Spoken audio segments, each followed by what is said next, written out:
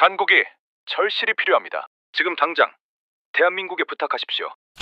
제발 우리 도와달라고 말이오.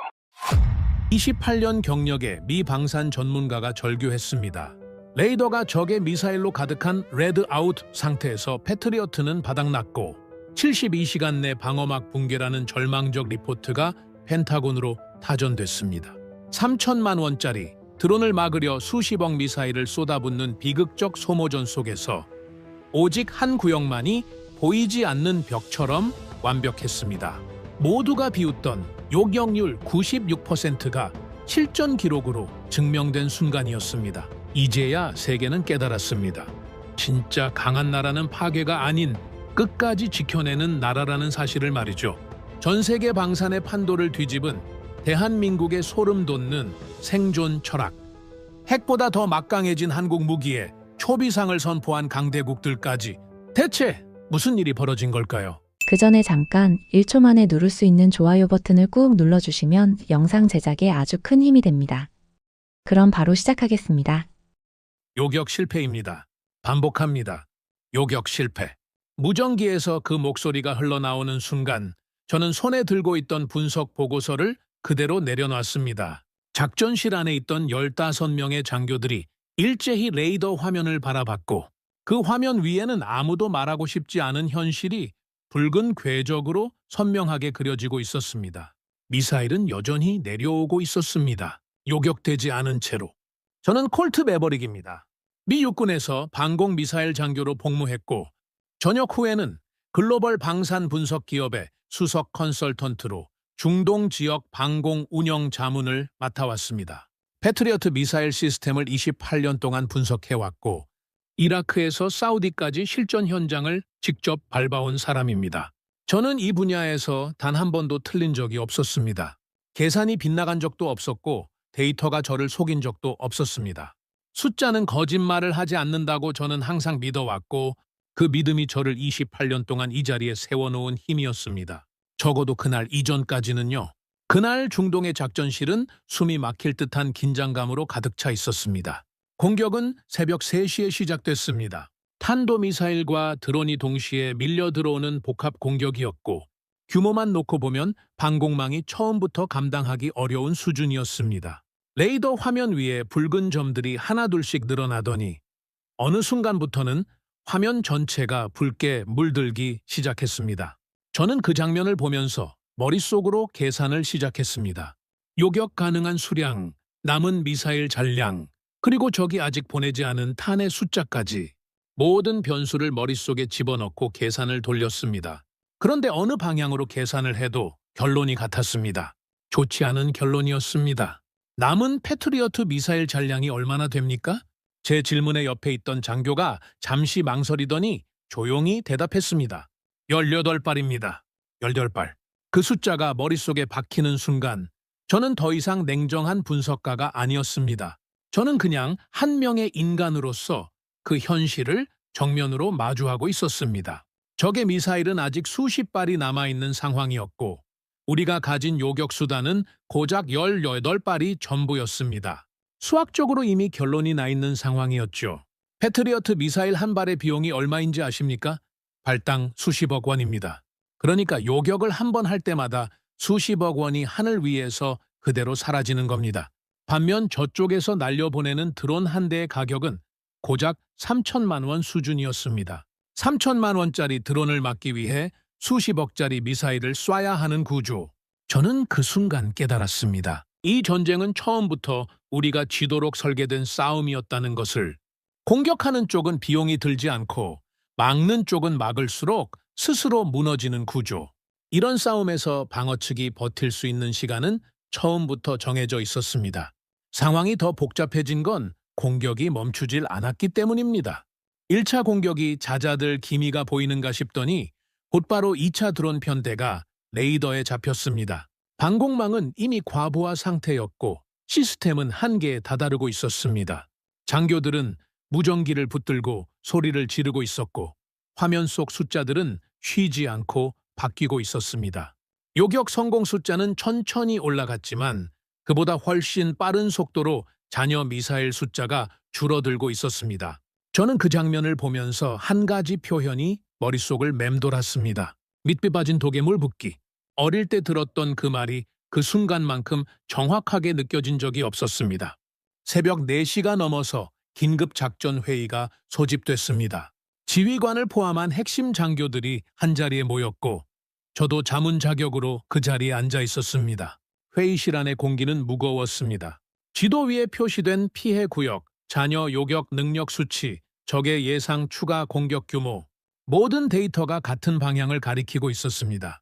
아무도 먼저 말을 꺼내지 않았고 그 침묵이 오히려 모든 걸 설명해주고 있었습니다.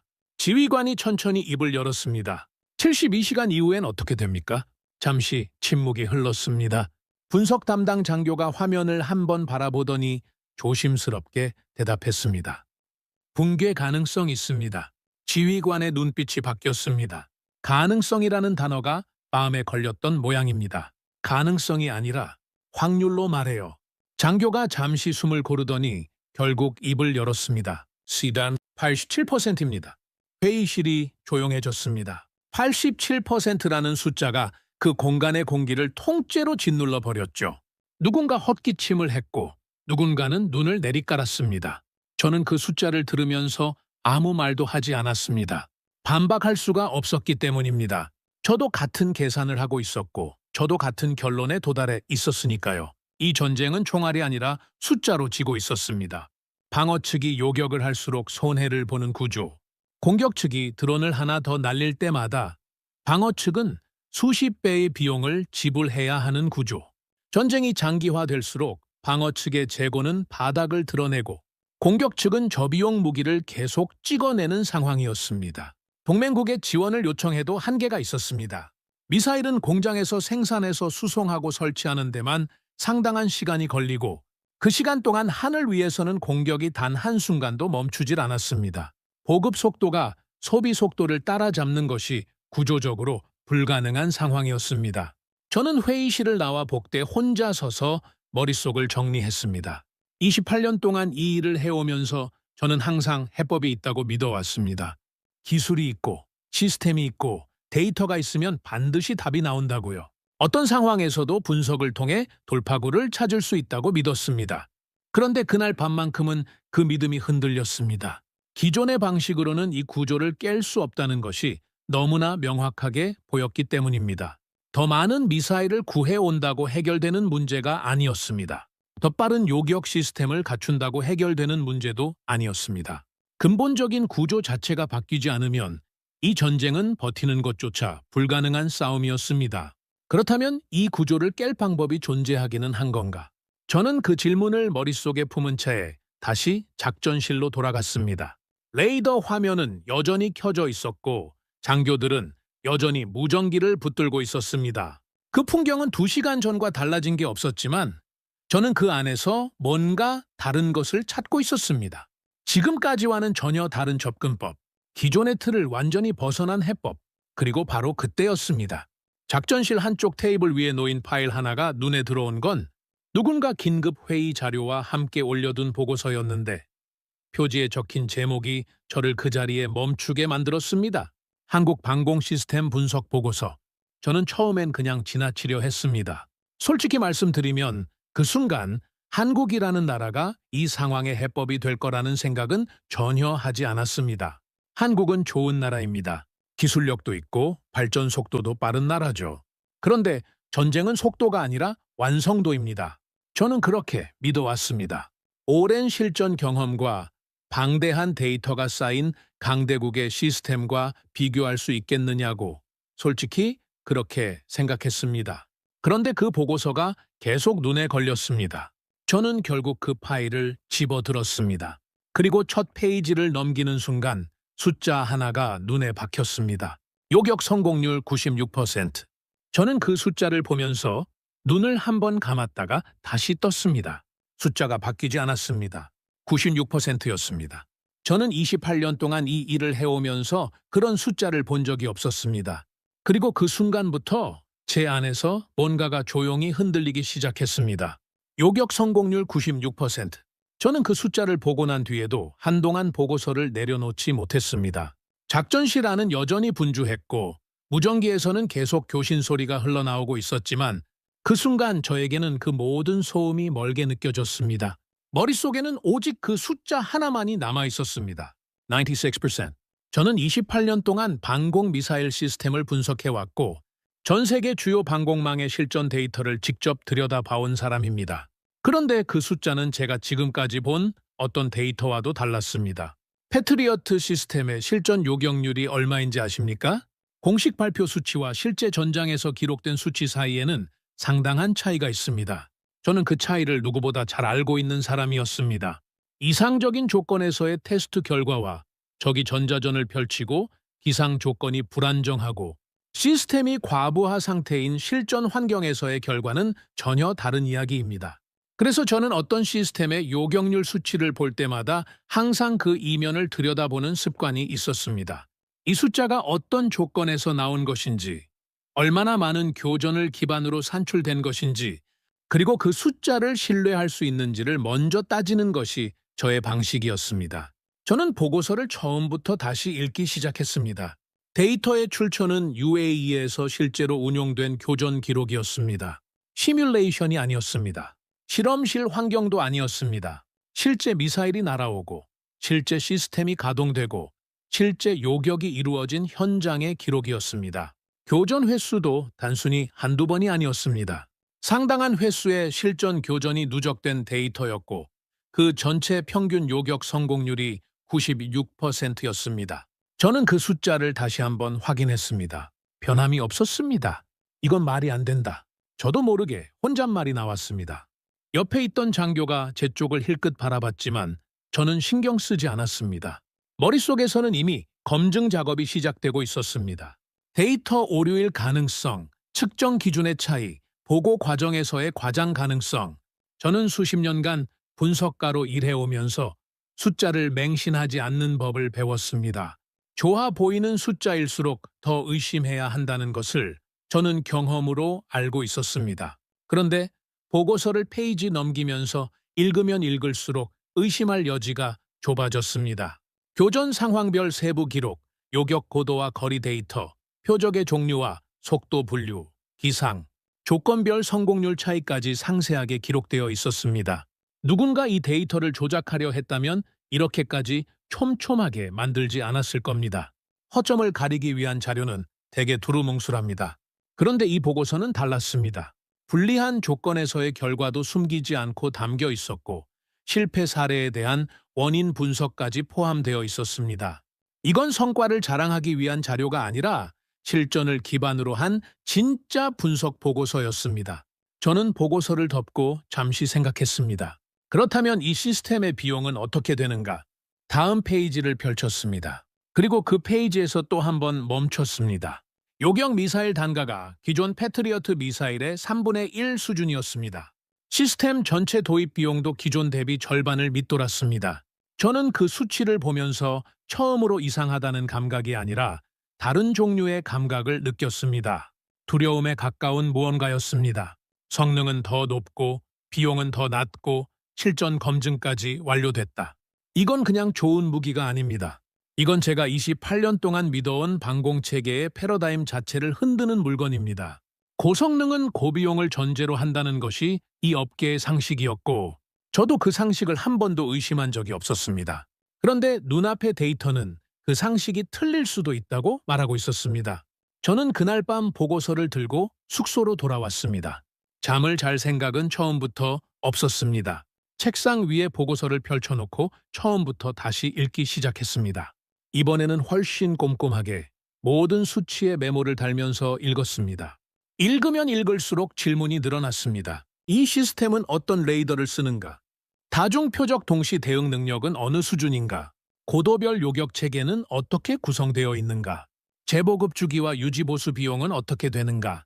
저는 그 질문들을 하나씩 적어 내려가면서 이 시스템이 단순히 미사일 하나를 잘 만든 것이 아니라는 사실을 서서히 깨닫기 시작했습니다. 이건 무기가 아니었습니다.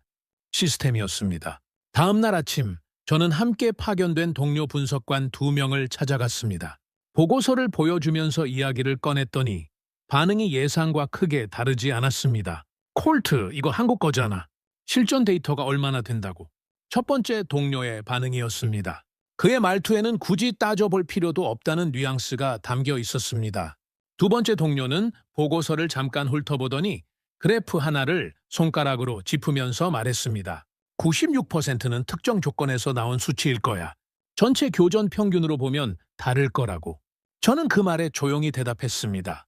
전체 교전 평균이 96%야. 잠시 침묵이 흘렀습니다. 두 번째 동료가 보고서를 다시 집어들었습니다. 페이지를 앞뒤로 넘기더니 그래프를 다시 들여다봤습니다. 그리고 잠시 후 말했습니다. 데이터 오류 아닐까? 저도 처음엔 그 가능성을 제일 먼저 생각했습니다. 그래서 저는 그날 오전 내내 보고서에 인용된 원자료 출처를 따라가면서 교차 검증을 했습니다. UAE 방공 운용 기록, 독립군사분석기관의 평가 보고서, 그리고 실제 교전에 참여한 운용 요원들의 증언 자료까지 어느 각도로 접근해도 데이터는 일관됐습니다. 오류가 아니었습니다. 과장도 아니었습니다. 96%는 진짜였습니다. 저는 그 사실을 확인하고 난 뒤 한동안 자리에 가만히 앉아 있었습니다. 창밖으로 중동의 건조한 햇살이 쏟아지고 있었고 멀리서 가끔 군용 차량이 지나가는 소리가 들렸습니다. 저는 그 소리를 들으면서 생각했습니다. 내가 지금까지 기준이라고 믿어온 것들이 정말 기준이었는가? 미국이 만든 시스템이 가장 믿을 수 있다. 오랜 실전 경험이 축적된 강대국의 방공망이 가장 완성된 형태다. 저는 이 전제를 단 한 번도 의심한 적이 없었습니다. 이 업계에서 일하는 사람이라면 대부분 그렇게 생각합니다. 그리고 솔직히 말씀드리면 그것이 단순한 믿음이 아니라 오랜 데이터가 뒷받침하는 사실이었습니다. 적어도 지금까지는 그랬습니다. 그런데 지금 제 앞에 있는 데이터는 그 전제에 정면으로 반문하고 있었습니다. 저는 보고서를 다시 펼쳤습니다. 이번에는 시스템의 구조적 특징을 분석한 부분을 집중적으로 읽었습니다. 한국의 방공 시스템이 기존 강대국 시스템과 근본적으로 다른 점이 무엇인지 이해하고 싶었습니다. 단순히 요격률 수치가 높다는 사실을 넘어서 왜 그런 결과가 나올 수 있었는지를 파악해야 했습니다. 읽으면 읽을수록 한 가지 사실이 눈에 들어왔습니다. 이 시스템은 처음부터 설계 철학이 달랐습니다. 기존 강대국의 방공 시스템은 대부분 고성능 단일 요격을 전제로 설계되어 있습니다. 가장 강력한 미사일 하나로 가장 위협적인 표적을 정확하게 제거하는 방식이죠. 그 철학은 분명한 강점이 있습니다. 그런데 동시에 분명한 약점도 있습니다. 복수의 표적이 동시에 밀려올 때, 그리고 요격 비용이 공격 비용을 압도적으로 초과할 때, 그 시스템은 구조적으로 한계를 드러냅니다. 한국의 시스템은 그 약점을 정면으로 겨냥한 설계였습니다. 저고도부터 고고도까지 각 고도에 맞는 요격 체계를 층층이 배치하고 그 각각의 체계가 서로 연동되면서 전체적인 방어망을 형성하는 구조였습니다. 어느 하나가 뚫리더라도 다음 층에서 다시 잡아내는 방식, 그리고 각 요격 수단의 단가를 낮춰 지속적인 방어가 가능하도록 설계한 것. 저는 그 구조를 이해하는 순간 등에서 소름이 돋는 것을 느꼈습니다. 우리는 더 강하게 공격하는 방법을 연구했습니다. 그런데 한국은 더 오래 막는 방법을 연구하고 있었습니다. 그것이 근본적인 차이였습니다. 전쟁을 바라보는 시각 자체가 달랐습니다. 우리가 화력과 파괴력에 집중하는 동안 한국은 생존과 지속성에 집중하고 있었습니다. 그리고 그 선택이 지금 이 전장에서 어느 쪽이 더 현실적인 해법인지를 데이터로 증명하고 있었습니다. 저는 그날 밤 늦게까지 분석을 계속했습니다. 메모지는 가득 찼고 보고서 여백에는 제가 적어 내려간 질문들이 빼곡하게 채워졌습니다. 그리고 분석을 할수록 한 가지 사실이 점점 더 선명하게 다가왔습니다. 이건 단순히 좋은 무기를 발견한 게 아니었습니다. 저는 지금까지 제가 기준으로 삼아온 틀 자체가 흔들리는 것을 경험하고 있었습니다. 28년 동안 이 일을 해오면서 저는 단 한 번도 이런 감각을 느껴본 적이 없었습니다. 누군가에게 쥐고 있다는 느낌, 내가 모르는 무언가를 누군가는 이미 알고 있다는 느낌, 그리고 그 누군가가 지구 반대편의 작은 나라라는 사실. 저는 그날 밤 잠을 이루지 못했습니다. 머릿속에서 96%라는 숫자가 계속 맴돌았습니다. 그 숫자는 단순한 성능 수치가 아니었습니다. 그건 제가 지금까지 믿어온 세계에 대한 도전이었습니다. 그리고 저는 그 도전을 외면할 수가 없었습니다. 중동의 전황은 하루가 다르게 악화되고 있었고 저는 현장을 벗어날 수 있는 상황이 아니었습니다. 직접 한국에 가서 시스템을 눈으로 확인하고 싶었지만 지금 이 상황에서 중동을 떠난다는 것은 선택지에 없었습니다. 매일 새로운 교전 데이터가 쏟아지고 있었고 지휘부는 저 같은 분석관이 현장에 붙어 있기를 원했습니다. 저는 다른 방법을 찾아야 했습니다. 가장 먼저 한 것은 UAE 방공 운용 책임자에게 직접 연락을 취하는 것이었습니다. 보고서에 담긴 데이터의 출처를 직접 확인하고 싶었고 실제로 그 시스템을 운용한 사람의 이야기를 들어야 했습니다. 데이터는 숫자입니다. 숫자는 맥락을 담지 못합니다. 그 숫자 뒤에 어떤 상황이 있었는지, 어떤 조건에서 그 결과가 나왔는지는 직접 현장을 경험한 사람만이 말해줄 수 있습니다. 연락이 닿은 건 이틀 뒤였습니다. UAE 방공사령부 소속 알만수리 대령이었습니다.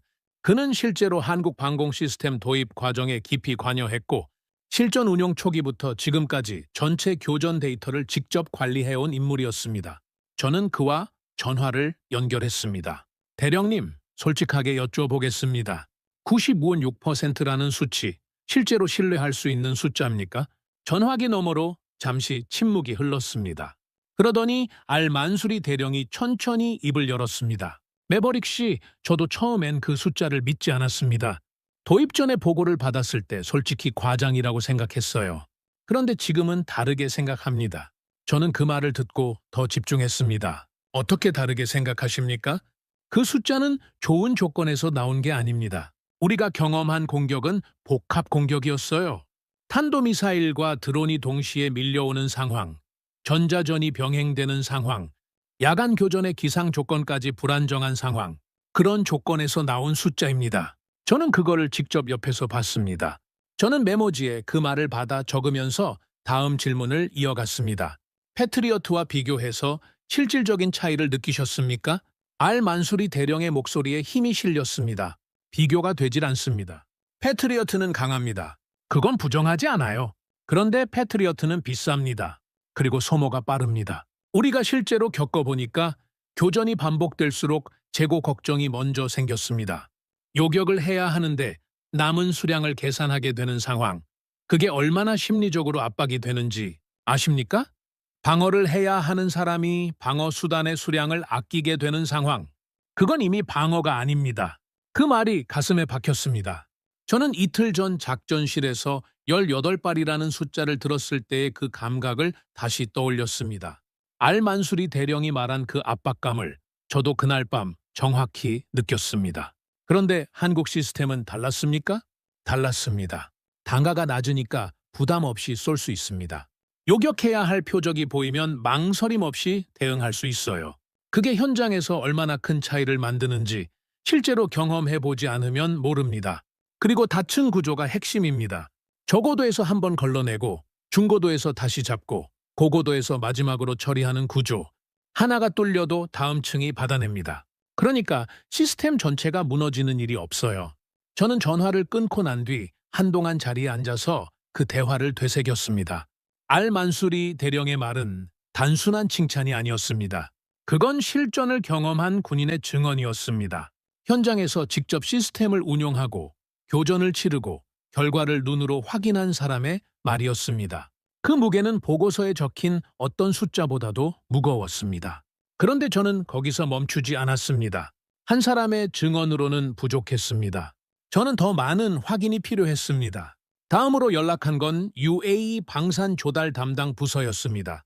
시스템 도입 결정 과정에서 어떤 검토가 이루어졌는지, 다른 국가의 시스템과 어떤 비교 분석을 거쳤는지를 확인하고 싶었습니다. 담당자와 연결이 된 건 사흘 뒤였습니다. 그는 조달 과정에서 작성된 내부 비교 검토 보고서를 요약해서 전달해 주었습니다. 저는 그 자료를 받아서 읽기 시작했습니다. 미국, 유럽, 이스라엘, 러시아, 그리고 한국, 총 5개 국가의 방공 시스템이 비교 검토 대상에 올라 있었습니다. 저는 그 비교표를 천천히 들여다봤습니다. 미국 시스템은 성능은 최상위였지만 도입 비용과 운용 비용이 압도적으로 높았습니다. 실전 요격률 수치도 우수하지만 지속 운용 가능성 항목에서 낮은 점수를 받았습니다. 유럽 시스템은 기술력은 인정받았지만 생산 및 공급 속도가 느려 실전 환경에서 빠른 재보급이 어렵다는 평가가 달려 있었습니다. 이스라엘 시스템은 단거리 요격 분야에서 검증된 성능을 보유하고 있었지만 공급 수량이 제한적이었고 지역 정치 상황에 따라 공급이 중단될 가능성이 있다는 리스크 항목이 명시되어 있었습니다. 그리고 한국 시스템 항목에 이르렀을 때 저는 비교표에서 가장 긴 시간을 보냈습니다. 요격 성능, 비용 효율, 공급 안정성, 유지보수 용이성, 다층 방어 구성 가능성, 모든 항목에서 고르게 높은 평가를 받고 있었습니다. 어느 한 항목이 특출나게 높은 게 아니라 전 항목에서 균형 잡힌 높은 점수. 저는 그 구조를 보면서 이 시스템이 왜 실전에서 강한지를 이해했습니다. 어느 하나가 무너져도 전체가 흔들리지 않는 구조. 그건 무기의 설계 철학이 아니라 전쟁을 바라보는 시각의 차이였습니다. 비교 검토 보고서의 마지막 페이지에는 최종 결정 의견이 적혀 있었습니다. 저는 그 문장을 2번 읽었습니다. 현재 전황을 고려할 때 지속 가능한 방어 능력의 확보가 최우선이며 이 기준에서 한국 시스템이 유일한 현실적 선택지입니다. 유일한 현실적 선택지. 저는 그 표현을 보면서 잠시 멈췄습니다. 5개 국가의 시스템을 검토하고 수많은 전문가들이 머리를 맞댄 끝에 나온 결론이 그것이었습니다. 선택지가 여럿이 아니었습니다. 결론은 하나였습니다. 그로부터 이틀 뒤 알만수리 대령에게 다시 연락이 왔습니다. 이번에는 그쪽에서 먼저 전화를 했습니다. 매버릭 씨, 하나 더 알려드릴 게 있어서요. 말씀하십시오. 우리가 지금 한국 측에 추가 물량 긴급 요청을 해둔 상태입니다. 가능한 모든 물량을요. 저는 그 말을 듣고 잠시 멈췄습니다. 모든 물량이라고요? 그렇습니다. 솔직히 말씀드리면 지금 우리 상황에서 다른 선택지를 논의할 여유가 없습니다. 미국 시스템은 납기가 너무 길고 유럽은 생산 속도가 따라오질 않습니다. 이스라엘은 공급 자체가 불확실하고요. 한국만이 지금 우리가 필요한 속도와 물량을 맞춰줄 수 있는 유일한 나라입니다. 그래서 가능한 전량을 요청했습니다. 저는 그 말을 들으면서 창밖을 바라봤습니다. 중동의 하늘은 맑았지만 그 밝음이 전혀 평화롭게 느껴지지 않았습니다. 저 하늘 어딘가에서 지금 이 순간도 무언가가 날아오고 있을 수 있었습니다. 그리고 그것을 막아낼 수 있는 시스템을 만든 나라가 한국이었습니다. UAE가 믿을 수 있는 나라는 한국뿐이라고 판단한 것이었습니다. 저는 전화를 끊고 나서 책상에 앉아 지금까지 수집한 자료들을 한자리에 펼쳐놨습니다. 보고서, 비교 검토 자료, 알만수리 대령과의 통화 내용 메모, 조달 담당자가 보내온 문서들. 저는 그것들을 하나씩 들여다보면서 지금까지의 분석을 정리했습니다. 96%의 요격 성공률은 과장이 아니었습니다. 특정 조건에서 나온 예외적 수치가 아니었습니다. 복합 공격, 전자전, 악천 후, 야간 교전. 모든 불리한 조건이 겹친 실전 환경에서 반복적으로 나온 평균 수치였습니다. 그리고 그 수치를 뒷받침하는 건 숫자만이 아니었습니다. 직접 그 시스템을 운용한 사람들의 증언, 다른 모든 대안을 검토한 끝에 내린 전문가들의 결론, 그리고 지금 이 순간 전 물량 요청이라는 실제 행동이 그것을 증명하고 있었습니다. 저는 그 순간 한 가지 사실을 직시해야 했습니다. 저는 지금까지 미국이 만든 시스템이 전 세계 방공의 기준이라고 믿어왔습니다. 그 믿음은 단순한 자국 우월주의가 아니라 수십 년간 축적된 데이터와 실전 경험이 뒷받침하는 것이었습니다. 그런데 지금 이 자료들은 그 기준이 더 이상 절대적이지 않다고 말하고 있었습니다. 아니, 더 정확하게 말하면 기준 자체가 바뀌고 있다고 말하고 있었습니다. 저는 처음에는 그 사실을 인정하고 싶지 않았습니다. 오래된 믿음은 쉽게 무너지지 않습니다. 특히 그 믿음이 자신의 경력과 전문성의 근거가 되어온 것일 때는 더더욱 그렇습니다. 저는 분석가입니다. 데이터를 보고 판단하는 사람입니다.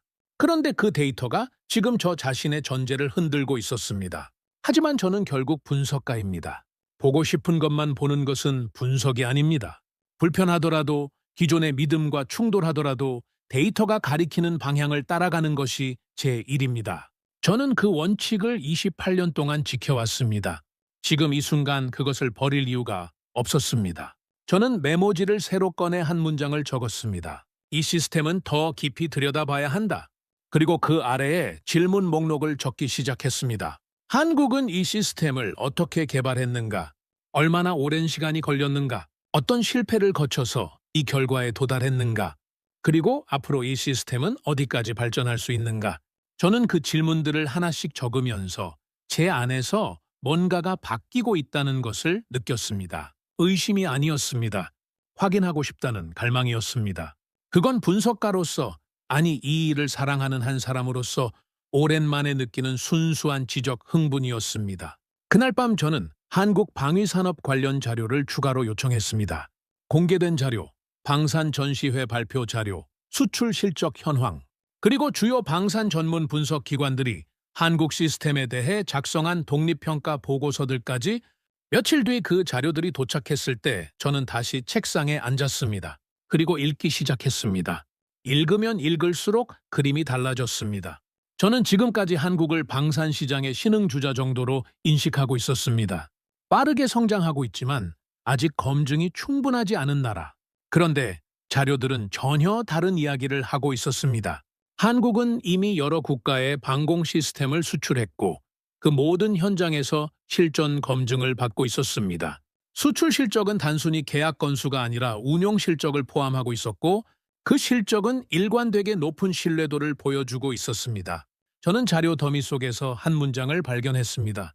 한 독립방산 분석 기관이 작성한 보고서의 결론 부분에 담긴 문장이었습니다. 한국은 더 이상 방산 시장의 도전자가 아니다. 이미 기준을 만들고 있는 나라다. 저는 그 문장을 읽고 한동안 그 자리에 가만히 앉아 있었습니다. 창밖으로 밤이 깊어가고 있었고 작전실에서는 여전히 교신 소리가 들려오고 있었습니다. 저는 그 소리를 들으면서 생각했습니다. 한국은 언제부터 이 일을 하고 있었던 건가? 우리가 다른 곳을 바라보는 동안 한국은 무엇을 준비하고 있었던 건가? 그 질문은 쉽게 사라지지 않았습니다. 자료를 정리하는 데 사흘이 걸렸습니다. 저는 그 사흘 동안 보고서와 분석 자료, 알만수리 대령과의 통화 내용, UAE 조달 담당자가 보내온 문서들을 하나의 보고서로 묶었습니다. 단순히 한국 시스템의 성능을 소개하는 자료가 아니었습니다. 현재 중동 전황에서 기존 방공 체계가 가진 구조적 한계를 짚고 그 한계를 극복할 수 있는 현실적 대안으로서 한국 시스템을 분석한 내용이었습니다. 저는 그 보고서를 들고 파견단 내 방산 분석 회의에 올렸습니다. 회의는 오전 10시에 시작됐습니다. 테이블 맞은편에는 저보다 경력이 긴 분석관들이 앉아 있었습니다. 미국 방산업계에서 수십 년을 보낸 사람들이었고 저마다 패트리어트 시스템을 비롯한 기존 방공체계에 깊이 관여해온 전문가들이었습니다. 저는 그들 앞에 보고서를 한 부씩 올려놓고 발표를 시작했습니다. 처음 10분은 조용했습니다. 다들 자료를 들여다보면서 페이지를 넘기고 있었고 저는 그 침묵을 좋은 신호로 읽었습니다. 그런데 제가 96%라는 수치를 언급하는 순간 테이블 분위기가 바뀌었습니다. 매버릭, 잠깐만요. 맞은편에 앉아있던 해리슨 선임 분석관이 손을 들었습니다. 그는 미 국방부에서 20년 넘게 방공 시스템 평가를 담당해온 사람이었고 이 분야에서 그의 발언은 상당한 무게를 가졌습니다. 96%라는 수치, 이게 어떤 조건에서 나온 겁니까? 통제된 환경에서의 테스트 결과를 실전 데이터처럼 포장한 건 아니죠? 저는 미리 준비한 답변을 꺼냈습니다. UAE 실전 교전 기록입니다. 복합 공격 상황, 전자전 병행, 야간 교전 포함한 전체 평균 수치입니다. 교전 횟수도 단발이 아니라 상당 기간 누적된 데이터고요. 해리슨이 보고서를 다시 내려다봤습니다. 그러더니 천천히 고개를 저었습니다. 한국 시스템이 UAE에서 운용되고 있다는 건 알고 있습니다. 그런데 매버릭, 우리가 생각해야 할 건 그 운용 환경이 얼마나 제한적이냐는 겁니다. UAE의 방공 위협 수준과 우리가 상정하는 전면전 수준은 다릅니다. 제한된 환경에서의 좋은 성적이 전면전에서도 그대로 유지된다는 보장이 어디 있습니까? 그건 무시할 수 없는 지적이었습니다. 저는 인정했습니다. 그 지적은 맞습니다. 전면전 수준의 검증은 아직 이루어지지 않았습니다. 그러나 지금 우리가 마주하고 있는 전황이 이미 상당한 수준의 복합 위협이고 그 환경에서 반복적으로 이 수치가 나왔다는 점은 무시할 수 없습니다. 이번에는 테이블 오른편에 앉아있던 맥밀런이 끼어들었습니다. 그는 록히드 마틴에서 오랫동안 패트리어트 시스템 개발에 관여한 이력이 있는 인물이었습니다. 비용 얘기 좀 해봅시다. 저는 이 보고서에서 한국 시스템 단가가 패트리어트의 3분의 1 수준이라고 나와 있는데 이게 어떻게 가능하다고 생각합니까? 성능이 비슷하거나 더 높은데 가격이 3분의 1이라면 반대로 생각하면 우리가 그 오랜 세월 동안 필요 이상으로 돈을 낭비해 왔다는 얘기가 됩니까? 그 질문에는 날이 서 있었습니다. 표면적으로는 데이터에 대한 의문을 제기하는 것처럼 들렸지만 저는 그 안에 담긴 다른 의미를 알아챘습니다. 만약 한국 시스템의 수치가 사실이라면 그건 단순히 한국 무기가 좋다는 얘기로 끝나지 않습니다. 그건 지금까지 미국이 주도해온 방산 시장의 가격 구조와 성능 기준이 재검토되어야 한다는 의미가 됩니다. 그 재검토의 파장이 어디까지 미치는지는 이 자리에 앉아있는 사람들 모두가 알고 있었습니다. 저는 그 긴장을 인식하면서도 물러서지 않았습니다. 비용 차이는 설계 철학의 차이에서 비롯된 겁니다. 한국 시스템은 처음부터 지속 가능한 운용을 전제로 설계됐습니다. 한 발 한 발의 단가를 낮추고 대신 층층이 쌓인 다중방어 구조로 전체 효율을 끌어올리는 방식입니다. 고성능 단발 요격에 집중한 기존 방식과는 근본적으로 접근이 다른 겁니다. 맥밀런이 코웃음을 쳤습니다. 설계 철학이요. 듣기 좋은 말이네요. 매버릭, 솔직히 말합시다. 한국이 이 분야에 본격적으로 뛰어든 게 얼마나 됐습니까?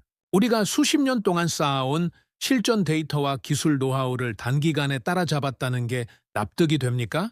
저는 이 보고서가 한국 측에서 제공한 자료를 충분한 검증 없이 수용한 것은 아닌지 걱정됩니다. 그 말을 듣는 순간 저는 이 대화가 어디로 흘러가고 있는지를 명확하게 느꼈습니다. 이건 기술 토론이 아니었습니다. 이건 자존심의 문제였습니다. 해리슨도, 맥밀런도, 이 자리에 있는 다른 분석관들도 그들이 진정으로 두려워하는 건 한국 시스템의 신뢰성이 아니었습니다. 그들이 두려워하는 건 그 신뢰성이 사실로 확인되는 것이었습니다. 저는 잠시 숨을 고르고 천천히 말했습니다. 맥밀런 씨, 저도 처음엔 같은 의심을 했습니다. 그래서 사흘을 검증하는 데 썼습니다. 원자료를 따라가서 교차 확인했고 직접 현장 운용 책임자와 통화했으며 독립분석기관의 평가 보고서까지 검토했습니다. 그 결과가 이 보고서입니다. 저는 이 자료를 맹신하는 게 아닙니다. 그러나 이 데이터를 무시하는 것도 분석가의 자세가 아닙니다. 회의실 안에 침묵이 흘렀습니다. 해리슨이 보고서를 덮으면서 말했습니다. 좋습니다. 검토는 하겠습니다. 그러나 이 내용을 공식 보고 라인에 올리는 건 시기상조입니다. 실전 검증이 더 필요하고 출처 신뢰도 확인도 추가로 이루어져야 합니다. 회의는 그렇게 끝났습니다. 저는 회의실을 나오면서 무거운 감각을 느꼈습니다.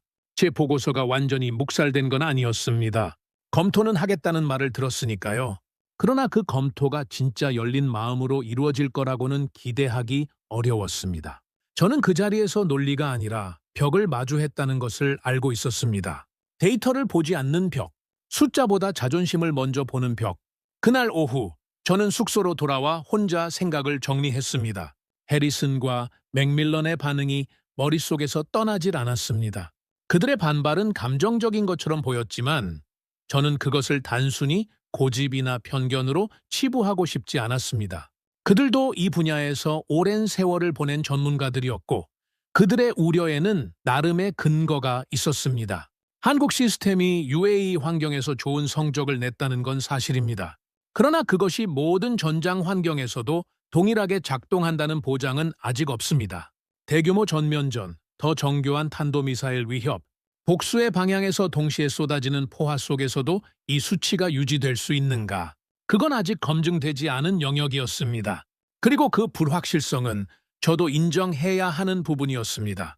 그러나 한편으로는 이런 생각도 들었습니다. 기존 시스템도 처음부터 완벽하게 검증된 채로 세상에 나온 건 아니었습니다.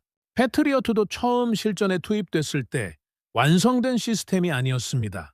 걸프전에서의 성과는 높이 평가받았지만 이후 분석에서 실제 요격 성능에 대한 논란이 있었고 그 논란을 거치면서 시스템이 개선되고 발전해 왔습니다.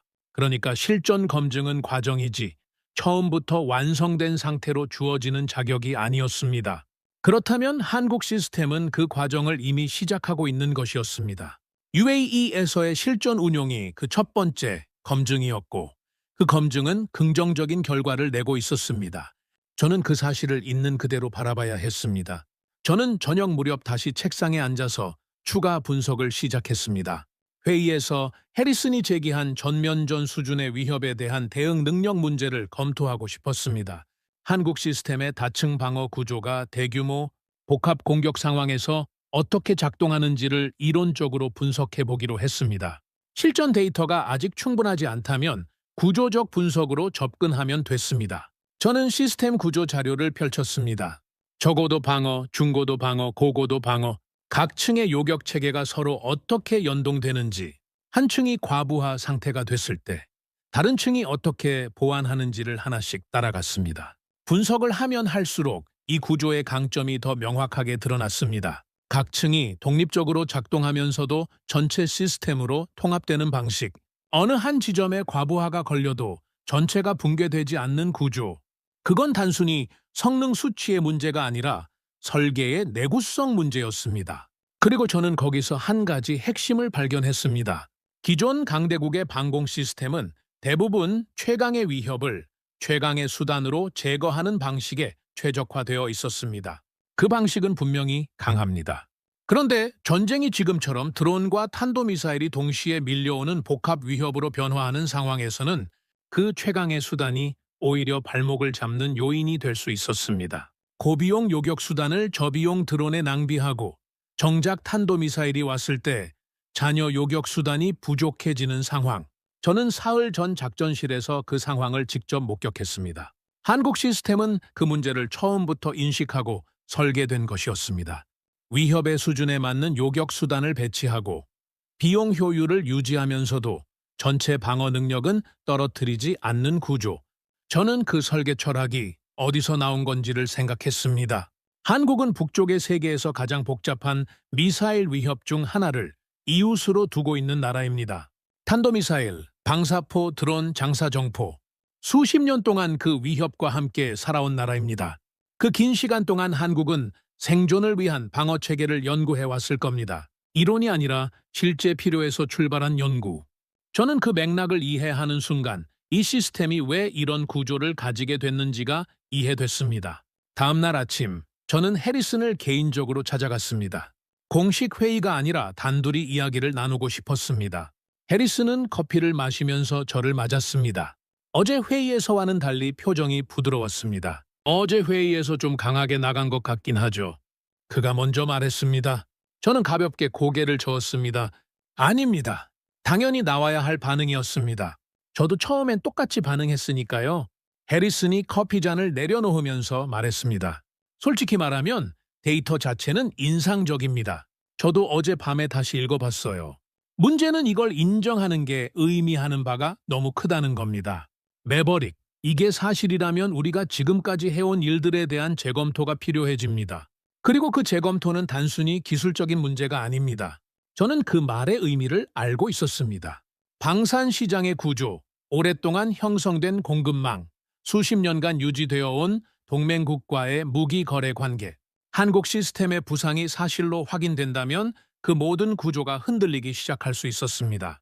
해리슨이 어제 회의에서 저항한 건 단순한 자존심이 아니었습니다.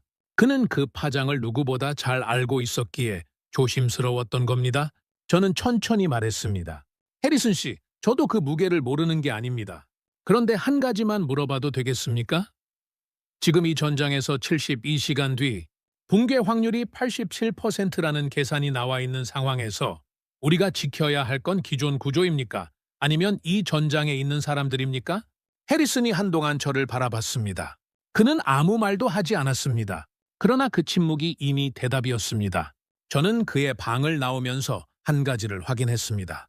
가장 힘든 싸움은 적과의 싸움이 아니었습니다. 가장 힘든 싸움은 오래된 믿음을 가진 사람들의 저항이었습니다. 그리고 그 저항을 뚫는 데 필요한 것은 더 강한 주장이 아니라 더 많은 데이터였습니다. 저는 숙소로 돌아와 책상에 앉았습니다. 그리고 다시 자료를 펼쳤습니다. 아직 확인하지 못한 부분이 남아 있었습니다. 한국 시스템이 대규모 탄도미사일 공격에 대응한 실제 기록, 저는 그것을 찾아야 했습니다. 그리고 며칠 뒤 그 자료가 도착했습니다. 자료가 도착한 건 저녁 무렵이었습니다. 두꺼운 파일 묶음이었습니다. UAE 방공사령부에서 추가로 넘겨준 실전 교전 기록이었는데 제가 요청한 것보다 훨씬 방대한 분량이었습니다. 알만수리 대령이 직접 챙겨서 보낸 것이었고 파일 앞에 짧은 메모가 붙어 있었습니다. 내용은 간단했습니다. 필요한 게 있으면 더 보내겠다는 말이었습니다. 저는 그 메모를 읽으면서 이 사람이 단순히 협조를 하는 게 아니라 이 데이터가 제대로 분석되기를 진심으로 바라고 있다는 것을 느꼈습니다. 저는 커피를 한 잔 끓이고 자리에 앉았습니다. 그리고 첫 번째 파일을 펼쳤습니다. 교전 기록은 날짜 순서대로 정리되어 있었습니다. 저는 가장 최근 기록부터 거슬러 올라가는 방식이 아니라 처음부터 순서대로 읽기로 했습니다. 데이터는 맥락 속에서 읽어야 합니다. 어떤 환경에서 시스템이 처음 투입됐고 어떤 위협에 처음 노출됐으며 그 이후로 어떻게 성과가 변화해 왔는지를 시간의 흐름 속에서 파악하는 것이 중요했습니다. 초기 운용 기록부터 흥미로웠습니다. 시스템이 처음 실전에 투입됐을 때 운용 요원들은 상당한 긴장감 속에서 작동시켰다는 기록이 남아 있었습니다. 새로운 시스템을 처음 실전에 올리는 것은 언제나 불확실성을 동반합니다. 아무리 훈련을 많이 해도 실제 미사일이 날아오는 상황과 훈련 환경은 다릅니다. 운용 요원들의 긴장이 기록에서 그대로 읽혔습니다. 그러나 첫 번째 교전 결과는 성공이었습니다. 그리고 두 번째도 세 번째도. 저는 페이지를 넘기면서 성공 기록이 반복되는 것을 확인했습니다. 한 번이면 우연일 수 있습니다. 두 번이면 가능성입니다. 그런데 그 기록은 계속 이어졌습니다. 드론 요격, 순항 미사일 요격, 그리고 가장 까다로운 탄도미사일 요격까지. 표적의 종류가 달라지고 공격의 패턴이 바뀌어도 시스템은 흔들리지 않았습니다. 저는 특히 다중표적 동시 대응 기록에서 멈췄습니다. 드론 여러 대가 동시에 다른 방향에서 접근하는 상황. 기존 방공 시스템이 가장 취약한 순간 중 하나입니다. 레이더가 모든 표적을 동시에 추적하면서 각각에 맞는 요격 수단을 할당하고 그것을 실시간으로 처리하는 것은 시스템에 극단적인 부하를 가져옵니다. 그런데 기록에는 그 상황에서도 요격 성공이 이어졌습니다. 동시에 6개의 표적이 접근한 교전에서도 5개를 요격했고 나머지 하나는 다음 방어층에서 처리됐습니다. 전체 피해는 없었습니다. 저는 그 기록을 다시 읽었습니다. 그리고 그 교전이 이루어진 시각과 기상 조건을 확인했습니다. 야간이었고 강풍이 불었으며 가시거리가 낮은 상황이었습니다. 최악에 가까운 조건이었습니다. 저는 그 조건 속에서 나온 결과를 보면서 한 가지 단어가 머릿속에 떠올랐습니다. 설계입니다. 이건 운이 아니었습니다. 시스템이 좋은 날 좋은 조건에서 잘 작동한 게 아니었습니다. 최악의 조건에서도 이 결과가 나왔다는 건 그 결과를 만들어낼 수 있도록 처음부터 설계된 시스템이라는 의미였습니다. 저는 그 차이가 얼마나 큰 것인지를 알고 있었습니다. 좋은 날 잘 작동하는 시스템은 많습니다. 나쁜 날에도 흔들리지 않는 시스템은 다릅니다. 저는 파일을 계속 읽어 내려갔습니다. 시간이 얼마나 흘렀는지 신경 쓰지 않았습니다. 커피는 식었고 창밖은 어느새 깊은 밤이 되어 있었습니다. 저는 페이지를 넘기면서 메모를 했습니다. 교전 성공률의 변화 추이, 표적 종류별, 요격 성공률, 시스템 운용 시간 대비 성능 유지율, 숫자들이 쌓이면서 하나의 그림이 만들어지기 시작했습니다. 그림은 제가 예상했던 것보다 훨씬 선명했습니다. 요격 성공률은 초기 운용 시점부터 지금까지 일관되게 높은 수준을 유지하고 있었습니다. 시스템이 노후화되면서 성능이 떨어지는 현상도 보이지 않았습니다. 오히려 운용 경험이 쌓이면서 요원들의 숙련도가 올라가고 그것이 전체 성과를 소폭 끌어올리는 추세도 확인됐습니다. 그리고 가장 중요한 부분, 재보급 기록을 확인했을 때 저는 또 한 번 멈췄습니다. 요격 소모량 대비 재보급 속도가 균형을 이루고 있었습니다. 쏘는 속도와 채워지는 속도가 맞아떨어지는 구조. 저는 사흘 전 작전실에서 봤던 장면을 다시 떠올렸습니다. 18발. 요격을 할수록 잔여 수량이 줄어들고 재보급은 쫓아오지 못하는 상황. 그 구조와 지금 제 앞에 있는 기록은 완전히 달랐습니다. 소모와 보급이 균형을 이루는 시스템. 저는 그게 기술의 문제가 아니라 전략의 문제라는 것을 이해했습니다. 얼마나 강하게 쏘느냐가 아니라 얼마나 오래 버틸 수 있느냐를 처음부터 설계한 시스템이었습니다. 버티는 전쟁. 저는 그 개념을 다시 생각했습니다. 전통적인 방공 개념은 위협을 제거하는 데 초점이 맞춰져 있습니다. 가장 강력한 표적을 가장 정확하게 격추하는 것. 그게 방공의 목표였습니다. 그런데 현대 전쟁의 위협은 그 개념이 전제하는 것보다 훨씬 다양하고 훨씬 많고 훨씬 저렴해졌습니다. 3천만 원짜리 드론을 수백 대 날리는 공격을 기존 방식으로 막으려면 수천억 원이 소모됩니다. 그 구조 속에서 방어 측이 지속적으로 버티는 건 경제적으로 불가능합니다. 결국 방어 측은 재고가 고갈되면서 무너집니다. 물리적으로 뚫리는 게 아니라 경제적으로 소진되는 겁니다. 한국 시스템은 그 문제의 본질을 꿰뚫고 있었습니다. 위협의 수준에 맞는 비용으로 대응하는 것, 드론에는 드론 수준의 비용으로 대응하고, 탄도미사일에는 그에 맞는 수단으로 대응하는 것, 그 균형이 지속 가능한 방어를 만들어냅니다. 저는 그 개념이 이론이 아니라 지금 이 데이터 속에서 실제로 작동하고 있다는 것을 확인했습니다. 기적은 한 번이면 우연입니다. 두 번이면 가능성이죠. 그런데 이 기록 속의 성공은 수십 번이었습니다. 이건 기적이 아니었습니다. 구조였습니다. 다음 날 아침, 저는 알만수리 대령에게 전화를 걸었습니다. 밤새 읽은 자료에서 몇 가지 추가로 확인하고 싶은 것들이 있었습니다. 대령님, 자료 잘 받았습니다. 한 가지 여쭤보고 싶은 게 있습니다. 다중표적 동시 대응 기록 중에 6개 표적이 동시에 접근한 사례가 있던데 그 교전 당시 운용 요원들의 반응이 어땠습니까? 시스템의 과부하가 걸린다거나 대응 속도가 느려진다는 느낌이 있었습니까? 알만수리 대령이 잠시 생각하더니 대답했습니다. 그 교전 저도 기억합니다. 솔직히 말씀드리면 처음엔 긴장했습니다. 6개가 동시에 들어오는 건 우리도 처음이었으니까요. 그런데 시스템이 알아서 처리했습니다. 운용 요원이 일일이 표적을 지정하는 게 아니라 시스템이 우선순위를 판단하고 자동으로 할당하는 방식이었습니다. 요원들이 해야 할 일은 최종 확인뿐이었어요. 그러니까 6개가 와도 요원들이 느끼는 부하는 2개 왔을 때와 크게 다르지 않았습니다. 저는 그 설명을 듣고 메모를 했습니다. 자동 우선순위 판단 시스템.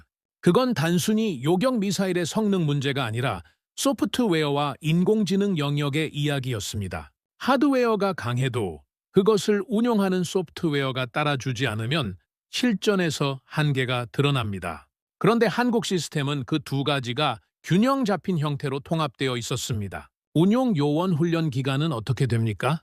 기존 패트리어트 운용 인력과 비교해서 적응 속도 차이가 있었습니까? 그것도 인상적이었습니다. 우리 요원들이 기본 운용을 익히는 데 걸린 시간이 기존 시스템보다 상당히 짧았습니다. 인터페이스가 직관적으로 설계되어 있었고 시스템 자체가 운용자의 판단을 보조하는 방식으로 만들어져 있었습니다. 요원들이 시스템을 이해하는 게 아니라 시스템이 요원을 지원하는 구조랄까요? 저는 전화를 끊고 나서 창밖을 바라봤습니다. 중동의 아침 햇살이 건물 사이로 쏟아지고 있었습니다. 저는 그 빛을 바라보면서 어젯밤 내내 읽은 자료들을 머릿속에서 정리했습니다. 성능, 비용, 지속성, 운용성, 어느 하나가 특출난 시스템은 있습니다. 그런데 이 4가지가 동시에 균형을 이루는 시스템은 드뭅니다. 아니, 솔직히 말하면 저는 지금까지 그런 시스템을 본 적이 없었습니다.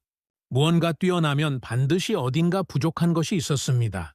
비싼 시스템은 강하지만 지속 운용이 어렵고 저렴한 시스템은 운용은 쉽지만 성능에 한계가 있었습니다. 그게 이 분야의 오랜 상식이었습니다. 그런데 한국 시스템은 그 상식에 도전하고 있었습니다. 저는 그 도전이 얼마나 어려운 일인지를 알고 있었습니다. 이건 단순히 엔지니어링의 문제가 아닙니다. 어떤 전쟁을 상정하고 어떤 위협을 기준으로 삼으며 무엇을 지키기 위해 이 시스템을 만드는가에 대한 근본적인 질문에 답을 내리지 않으면 이런 균형이 나올 수 없습니다. 한국은 그 질문에 자신들만의 답을 가지고 있었습니다. 그리고 그 답이 지금 이 데이터 속에서 결과로 나타나고 있었습니다. 저는 오후 늦게 다시 해리슨을 찾아갔습니다. 이번에는 보고서가 아니라 어젯밤 받은 교전 기록 데이터를 들고 갔습니다. 원자료였습니다. 해석이 더해진 보고서가 아니라 교전 상황이 그대로 기록된 날것의 데이터. 저는 그것을 테이블 위에 놓았습니다. 해리슨이 첫 페이지를 넘기더니 천천히 읽기 시작했습니다. 저는 그 옆에 앉아서 기다렸습니다. 그는 한동안 아무 말도 하지 않았습니다. 페이지를 넘기는 속도가 점점 느려졌습니다. 어느 지점에서 그가 멈추더니 페이지를 다시 앞으로 넘겨서 확인했습니다. 저는 그가 어디서 멈췄는지를 봤습니다. 다중표적 동시 대응 기록이었습니다. 이게 실전 기록입니까? 예, 시뮬레이션이 아니고요. 원본 교전 로그입니다. UAE 방공사령부에서 직접 넘겨준 자료입니다. 해리슨이 한동안 그 페이지를 들여다봤습니다. 그러더니 천천히 자료를 내려놓으면서 말했습니다. 맥밀런한테도 보여줘야겠군요. 짧은 한마디였습니다. 그러나 저는 그 말이 무엇을 의미하는지 알았습니다. 어제 회의에서 가장 강하게 저항했던 사람이 맥밀런이었습니다. 해리슨이 그에게 이 자료를 보여줘야겠다고 말했다는 건 그 저항이 흔들리기 시작했다는 신호였습니다. 저는 숙소로 돌아오면서 오늘 하루를 되돌아봤습니다. 화려한 진전은 없었습니다. 드라마틱한 반전도 없었습니다. 그냥 자료를 읽고 확인하고 전달했습니다. 그런데 그 과정에서 무언가가 조금씩 바뀌고 있다는 것을 느꼈습니다. 해리슨의 눈빛이 달라졌고 그의 말 한마디가 달라졌습니다. 데이터는 천천히 그러나 확실하게 사람의 생각을 바꾸고 있었습니다. 그날 밤 저는 마지막 파일을 펼쳤습니다. 알만수리 대령이 보낸 자료 묶음 중에서 아직 읽지 않은 마지막 파일이었습니다. 표지에는 별도의 제목이 없었고 안쪽에 날짜와 함께 짧은 메모가 붙어 있었습니다. 이 교전은 우리가 처음으로 탄도미사일을 요격한 기록입니다. 저는 그 문장을 읽고 자세를 고쳐 앉았습니다. 탄도미사일 요격. 이 분야에서 가장 어려운 과제 중 하나입니다. 빠른 속도로 높은 고도에서 낙하하는 탄도미사일을 요격하는 것은 드론이나 순항미사일 요격과는 기술적 난이도가 완전히 다른 차원의 일입니다. 총알을 총알로 맞추는 것에 비유하는 건 결코 과장이 아닙니다. 저는 그 기록을 천천히 읽기 시작했습니다. 탄도미사일 요격 기록은 다른 교전 기록들과 분위기가 달랐습니다. 다른 기록들은 데이터 중심으로 정리되어 있었습니다. 교전 시각, 표적 종류, 요격 고도, 성공 여부, 숫자와 분류 항목이 깔끔하게 정리된 형식이었습니다. 그런데 이 기록에는 운용 요원의 상황 보고가 그대로 담겨 있었습니다. 교전이 진행되는 동안 실시간으로 주고받은 교신 내용이 시간 순서대로 기록되어 있었고 저는 그것을 읽으면서 그 현장에 있는 것 같은 느낌을 받았습니다. 탄도미사일이 탐지된 건 발사 후 초기 단계였습니다. 레이더가 궤적을 잡았고 시스템이 자동으로 위협 등급을 분류했습니다. 운용 요원의 첫 번째 보고는 짧았습니다. 탄도미사일 탐지, 요격 준비 완료. 그 다음 교신부터 긴장감이 올라갔습니다. 미사일은 예상보다 빠른 속도로 낙하하고 있었고 요격 가능 시간이 빠르게 줄어들고 있었습니다. 요격 명령이 떨어진 건 탐지 후 불과 수십 초 만이었습니다. 그리고 그로부터 몇 초 후 교신 기록에 단 한 줄이 적혔습니다. 요격 성공! 저는 그 두 글자를 읽고 잠시 파일을 내려놨습니다. 요격 성공! 단순한 두 글자였습니다. 그런데 그 두 글자가 의미하는 것이 얼마나 큰 것인지를 저는 알고 있었습니다. 탄도미사일을 요격한다는 것은 이 분야에서 최상위 기술력의 영역입니다. 전 세계에서 그것을 실전에서 해낼 수 있는 시스템이 몇 개나 되는지를 저는 알고 있었습니다. 그리고 그 목록에 한국이 들어가 있다는 사실을 저는 그 순간 더 이상 의심할 수 없었습니다. 총알을 총알로 맞춘 겁니다. 저는 그 표현이 과장이 아니라는 것을 이제 데이터로 확인했습니다. 초고 속으로 낙하하는 탄도미사일을 요격한다는 것은 물리적으로 극한에 가까운 정밀도를 요구하는 일입니다. 탐지에서 추적, 계산, 발사, 요격까지 이어지는 전 과정이 오차 없이 맞아떨어져야만 가능한 일이죠. 그리고 그 일이 실전에서 이루어졌습니다. 통제된 실험 환경이 아니라 실제로 도시를 향해 날아오는 미사일을 향해서 저는 파일을 다시 들고 나머지 기록을 읽었습니다. 탄도미사일 요격은 이 한 번으로 끝나지 않았습니다. 이후 기록에도 유사한 교전이 반복됐고 결과는 일관됐습니다. 완벽하지는 않았습니다. 몇 번의 실패 기록도 있었습니다. 저는 그 실패 기록을 오히려 더 주의 깊게 읽었습니다. 실패가 어떤 조건에서 발생했는지, 그 실패에서 무엇을 배웠는지를 확인하고 싶었습니다. 실패 기록에는 원인 분석이 상세하게 달려 있었습니다. 요격 각도의 문제, 표적 속도 계산의 오차, 기상 조건의 돌발적 변화. 각 실패마다 원인이 분명하게 분석되어 있었고 그 이후 교전 기록에는 그 원인이 보완된 흔적이 보였습니다. 실패를 숨기지 않고 분석에 활용했다는 것. 저는 그 점이 오히려 이 시스템과 이 시스템을 운용하는 사람들에 대한 신뢰를 높여줬습니다. 완벽하다고 주장하는 시스템보다 실패를 인정하고 개선하는 시스템이 더 믿을 만합니다. 저는 파일을 덮고 자리에서 일어났습니다. 밤 공기가 차가웠고 저는 잠시 창문을 열고 바깥 공기를 들이마셨습니다. 머릿속이 복잡했습니다. 복잡하다기보다는 오히려 너무 많은 것이 정리되어 버린 느낌이었습니다. 의심할 여지가 하나씩 사라지고 있었습니다. 처음에 가졌던 모든 반문들이 데이터 앞에서 하나씩 무너지고 있었습니다. 다음 날 오전, 해리슨과 맥밀런을 포함한 분석관 전원이 다시 모였습니다. 이번에는 제가 소집한 회의가 아니었습니다. 해리슨이 직접 자리를 만들었습니다. 저는 그것만으로도 뭔가가 달라졌다는 것을 알았습니다. 해리슨이 먼저 말을 꺼냈습니다. 어제 매버릭이 가져온 교전 원자료를 밤새 검토했습니다. 맥밀런 씨도 봤고요. 우리 둘 다 같은 결론에 도달했습니다. 이 데이터는 무시할 수 없습니다. 맥밀런이 자료를 테이블 위에 내려놓으면서 말했습니다. 솔직히 말하겠습니다. 저는 이틀 전까지만 해도 이 시스템을 과대평가된 신흥 무기로 봤습니다. 그런데 탄도미사일 요격 기록을 보고 나서 생각이 바뀌었습니다. 이건 우리가 가볍게 넘길 수 있는 데이터가 아닙니다. 저는 그 말을 들으면서 이틀 전 회의실에서의 분위기를 떠올렸습니다. 그때 맥밀런의 코웃음 소리가 귀에 선명했습니다. 같은 사람이 맞는지 싶을 만큼 달라진 반응이었습니다. 데이터가 사람을 바꾼 겁니다. 주장이 아니라 숫자가, 논리가 아니라 실전 기록이 그를 바꾼 겁니다. 해리슨이 이어서 말했습니다. 우리가 짚어봐야 할 건 이겁니다.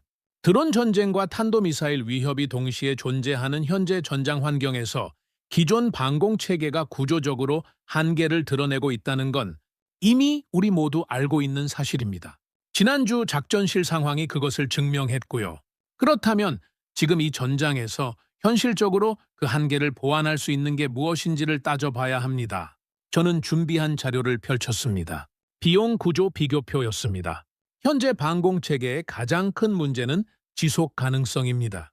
요격 비용이 공격 비용을 압도적으로 초과하는 구조에서는 시간이 지날수록 방어 측이 불리해집니다. 반면 한국 시스템은 요격 단가를 기존 대비 3분의 1 수준으로 낮추면서도 성능을 유지했습니다. 이 구조 차이가 장기전에서 어떤 결과를 만드는지는 계산해보면 바로 나옵니다. 맥밀런이 비교표를 들여다보면서 말했습니다. 72시간 이후 붕괴 확률 87%. 그게 현재 시스템 기준이었죠. 한국 시스템 기준으로 같은 계산을 해보면 어떻게 됩니까? 저는 이미 그 계산을 해놓고 있었습니다.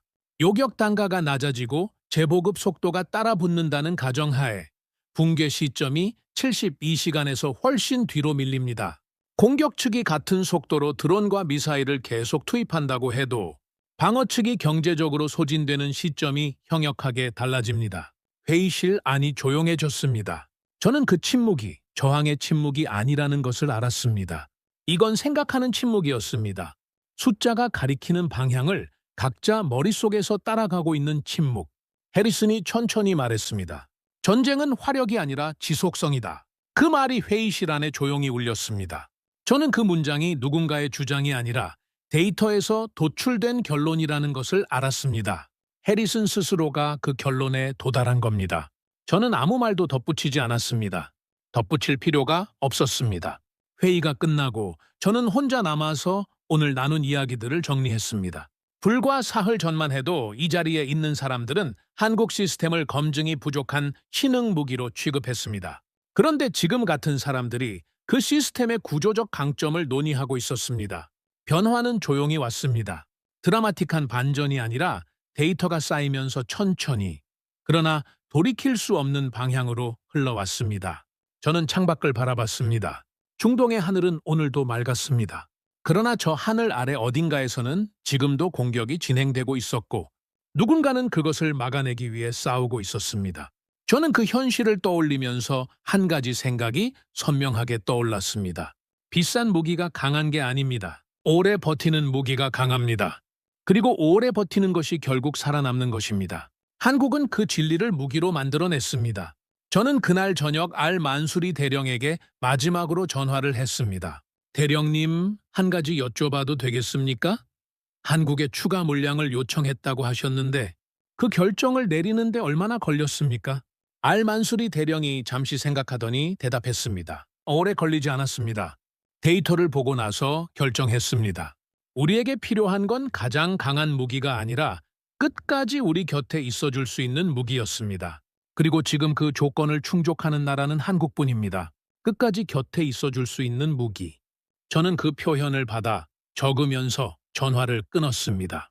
그리고 그 문장이 오랫동안 머릿속에서 떠나질 않았습니다. 가장 강한 것이 아니라 끝까지 함께할 수 있는 것. 그게 진짜 힘이었습니다. 그리고 그 힘을 가진 나라가 한국이었습니다. 회의가 끝나고 사흘이 지났습니다. 그 사흘 동안 전황은 멈추지 않았습니다. 오히려 더 나빠졌습니다. 공격 측은 전술을 바꿨습니다. 이전까지는 드론과 탄도미사일을 번갈아 투입하는 방식이었다면 이번에는 달랐습니다. 드론 수십 대를 먼저 띄워서 방공망의 주위를 분산시킨 뒤 그 틈을 파고드는 형태로 탄도미사일을 동시에 투입하는 방식이었습니다. 방공망을 물리적으로 뚫는 게 아니라 과부하를 유발해서 빈틈을 만드는 전술이었죠. 저는 그 패턴을 분석하면서 공격 측이 단순히 무기를 쏘는 게 아니라 방어 시스템의 구조적 약점을 연구하고 있다는 것을 느꼈습니다. 그리고 그 전술은 효과가 있었습니다. 기존 방공망은 흔들렸습니다. 드론 대응에 요격 수단이 소모되는 동안 탄도미사일이 들어오는 상황. 저는 그 교전 데이터를 실시간으로 받아보면서 이틀 전 회의에서 나온 붕괴 확률 수치가 다시 머릿속을 파고드는 것을 느꼈습니다. 87%. 그 숫자는 단순한 예측이 아니었습니다. 지금 눈앞에서 현실이 되어가고 있었습니다. 해리슨이 저를 찾아온 건 그날 저녁이었습니다. 매버릭, 오늘 교전 데이터 봤습니까? 봤습니다. 어떻게 생각합니까? 저는 잠시 생각하다가 대답했습니다. 공격 측이 우리 방공망의 과부하 한계를 정확하게 파악하고 있습니다. 이 패턴이 반복되면 기존 체계로는 버티는데 한계가 옵니다. 우리가 논의한 것보다 빠를 수 있습니다. 해리슨이 의자에 앉으면서 말했습니다. 그래서 드리는 말씀인데 오늘 상부에서 연락이 왔습니다. 한국 시스템 추가 도입과 관련해서 공식 검토를 시작하라는 지시입니다. UAE 측의 긴급 물량 요청이 상부까지 올라간 모양입니다. 매버릭, 당신이 작성한 보고서도 함께 전달됐고요. 저는 그 말을 듣고 잠시 아무 말도 하지 않았습니다. 일주일 전이었다면 그 소식에 안도감을 느꼈을 겁니다. 그런데 그 순간 저는 안도보다 다른 감각을 느꼈습니다. 조급함이었습니다. 공식 검토는 시간이 걸립니다.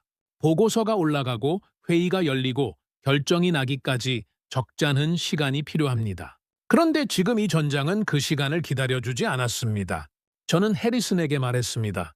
얼마나 걸릴 것 같습니까? 빠르게 처리하려 한다고 했습니다. 그래도 최소 며칠은 봐야겠죠. 며칠? 저는 그 말을 들으면서 오늘 교전 데이터를 다시 떠올렸습니다. 며칠 안에 전황이 어떻게 바뀔지 아무도 알 수 없는 상황이었습니다. 그날 밤 저는 잠을 이루지 못했습니다. 교전 데이터가 계속 머릿속을 맴돌았고 이번 공격에서 뚫린 방어 구간이 어디였는지 다음 공격에서 어느 지점이 더 취약해질지를 계속 계산했습니다. 새벽 2시가 넘어서 저는 결국 자리에서 일어나 책상에 앉았습니다. 잠을 자는 척 누워있는 것보다 일을 하는 편이 나았습니다. 저는 한국 시스템의 다층 방어 구조를 다시 꺼내서 오늘 교전 패턴에 대입해봤습니다. 공격 측이 사용한 드론과 탄도미사일 동시 투입 전술을 한국 시스템이 맞닥뜨렸다면 어떤 결과가 나왔을까? 저는 각 층의 요격 체계가 어떻게 역할을 분담하고 드론 대응에 소모되는 자원이 탄도미사일 요격 능력에 어떤 영향을 미치는지를 구조적으로 분석했습니다. 결론은 하나였습니다. 한국 시스템은 오늘 공격에서 기존 체계가 흔들린 그 지점에서 흔들리지 않았을 겁니다. 적어도 드론 대응을 담당하는 하위층이 독립적으로 작동하면서 상위층의 탄도미사일 대응 자원을 건드리지 않는 구조, 그 분리가 오늘 공격 패턴에서 결정적인 차이를 만들어냈을 겁니다. 저는 그 분석 결과를 문서로 정리했습니다. 이건 상부 보고서에 추가로 첨부해야 할 내용이었습니다. 다음 날 오전, 알만수리 대령에게서 연락이 왔습니다. 이번에는 전화가 아니라 긴급 문서 형태였습니다. 저는 그 문서를 받아서 펼쳤습니다. 어젯밤 교전 상황에서 한국 시스템이 운용된 구간의 결과가 담겨 있었습니다. UAE는 이미 한국 시스템을 일부 구간에 배치해서 운용하고 있었고 어제 공격에서 그 구간이 어떻게 작동했는지의 기록이었습니다. 저는 그 내용을 읽으면서 눈이 멈췄습니다. 한국 시스템이 담당한 구간에서 드론과 탄도미사일 동시 투입 공격이 있었습니다. 드론 11대가 먼저 접근했고 그 직후 탄도미사일 2발이 투입됐습니다. 공격 측이 의도적으로 과부하를 노린 패턴이었습니다. 결과는 드론 11대 전량 요격, 탄도미사일 2발 전량 요격이었습니다. 전체 구간 피해 없음. 저는 그 결과를 3번 읽었습니다. 같은 날 밤, 같은 패턴의 공격에서 기존 시스템이 담당한 구간은 드론 대응 과정에서 요격 자원이 소모됐고 탄도미사일 중 한 발이 방어선을 통과했습니다.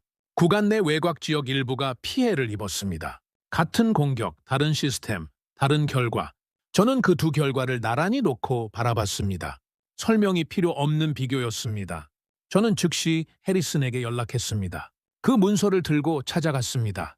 해리슨은 문서를 받아 읽기 시작했습니다.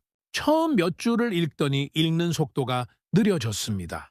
그리고 결과 부분에 이르렀을 때 그가 페이지에서 눈을 들어 저를 바라봤습니다. 아무 말도 하지 않았습니다. 저도 말을 꺼내지 않았습니다. 그 침묵이 충분한 대화였습니다. 해리슨이 한참 뒤에 입을 열었습니다. 상부 검토 속도를 당겨달라고 요청하겠습니다. 저는 고개를 끄덕였습니다. 그것으로 충분했습니다. 그날 오후 저는 혼자 작전실 한쪽에 서서 레이더 화면을 바라봤습니다. 화면 위에는 지금도 점들이 움직이고 있었습니다. 저는 그 점들을 바라보면서 처음으로 이 전장 전체를 조금 다른 시각으로 바라봤습니다. 지금까지는 어떻게 막을 것인가를 생각했습니다. 요격 수량, 배치 위치, 대응 시간. 그것이 저의 분석 방식이었습니다. 그런데 지금은 다른 질문이 먼저 떠올랐습니다. 이 전쟁에서 살아남는다는 것이 무엇을 의미하는가? 도시가 살아있어야 합니다. 사람들이 살아있어야 합니다. 건물이 남아있고 전기가 들어오고 물이 나오고 아이들이 잠을 잘 수 있어야 합니다. 그것이 살아남는다는 것의 의미입니다. 핵무기는 도시를 무너뜨립니다. 한 발로 모든 것을 끝낼 수 있습니다. 그 파괴력은 부정할 수 없습니다. 그러나 핵은 도시를 살아있게 만들지 못합니다. 핵은 파괴의 무기이지 생존의 무기가 아닙니다. 한국의 방공망은 다릅니다. 저는 그 생각이 머릿속에서 선명해지는 것을 느꼈습니다. 한국의 방공 시스템이 하는 일은 도시를 계속 살아있게 만드는 겁니다. 미사일이 날아올 때 그것을 막아서 도시의 불빛이 꺼지지 않게 하는 것, 사람들이 잠에서 깨어나 일상을 이어갈 수 있게 하는 것, 그것이 이 시스템이 하는 일입니다. 파괴하는 것이 아니라 지키는 것, 죽이는 것이 아니라 살리는 것. 저는 28년 동안 무기를 분석해왔습니다. 어떤 무기가 더 강한지, 어떤 시스템이 더 많은 것을 파괴할 수 있는지를 분석해왔습니다. 그게 저의 일이었습니다. 그런데 그날 작전실에서 저는 처음으로 그 방향이 반대일 수도 있다는 것을 생각했습니다. 더 많이 파괴하는 무기가 아니라 더 완벽하게 지키는 무기. 그것이 어쩌면 진짜 강한 무기일 수 있다는 것을 우리는 공격을 연구했습니다. 어떻게 하면 더 멀리, 더 정확하게, 더 강하게 타격할 수 있는지를 연구했습니다. 그것이 강대국 방산의 오랜 방향이었습니다. 그런데 한국은 다른 방향을 연구했습니다.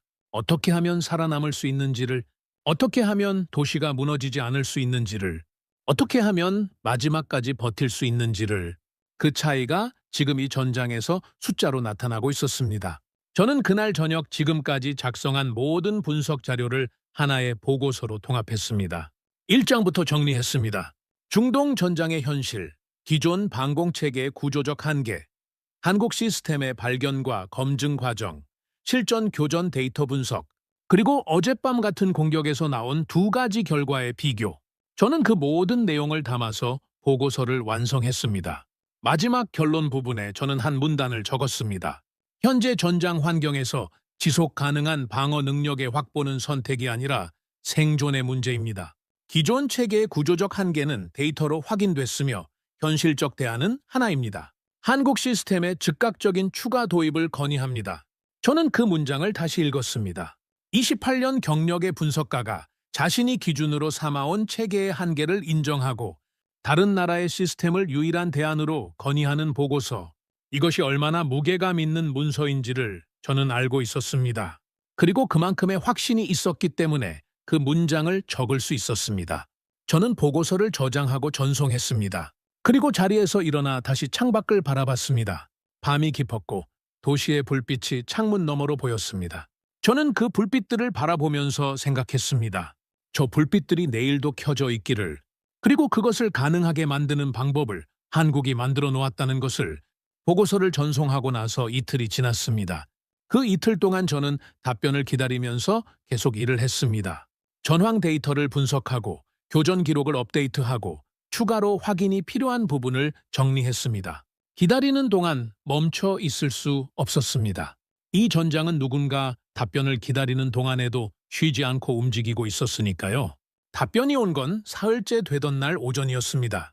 해리슨이 문서 한 장을 들고 저를 찾아왔습니다. 표정이 평소와 달랐습니다. 무겁지 않았습니다. 오히려 오랫동안 짓눌려 있던 무언가가 풀린 사람의 표정이었습니다. 매버릭, 승인 났습니다. 저는 그 말을 듣고 바로 반응하지 않았습니다. 잠시 그 말의 무게를 느꼈습니다. 승인. 일주일 전 이 단어가 나올 수 있을 거라고는 생각하지 못했습니다. 적어도 이 속도로는요.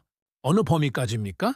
한국 시스템 추가 도입 공식 검토 개시, 그리고 현재 운영 중인 구간 즉각 확대입니다. UAE 측과의 협의도 병행하기로 했고요. 매버릭이 제출한 보고서가 결정적으로 작용했습니다. 특히 같은 날 밤 두 구간의 교전 결과 비교가 설득력이 있었다고 했습니다. 저는 고개를 끄덕였습니다. 그 비교 데이터를 문서에 포함시키기를 잘했다는 생각이 들었습니다. 주장이 아니라 사실, 분석이 아니라 기록, 같은 공격, 다른 시스템, 다른 결과.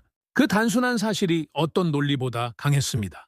해리슨이 자리에 앉으면서 말했습니다. 솔직히 말하면 이 결정이 이렇게 빨리 나올 줄은 저도 몰랐습니다. 상부에서도 현재 전황의 심각성을 충분히 인식하고 있었던 모양입니다.